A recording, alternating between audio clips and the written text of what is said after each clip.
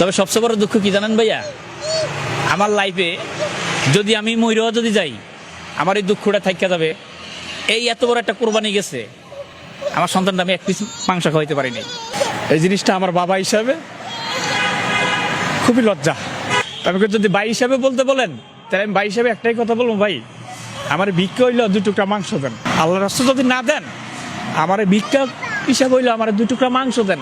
ওই লোকটা আমার ভাড়া দিল 50 টাকা, 30 টাকার ভাড়া আমার ভাড়া দিচ্ছে 50 টাকা দিয়ে আমার কইতেছে ভাই 1 মিনিট আপনি খারান।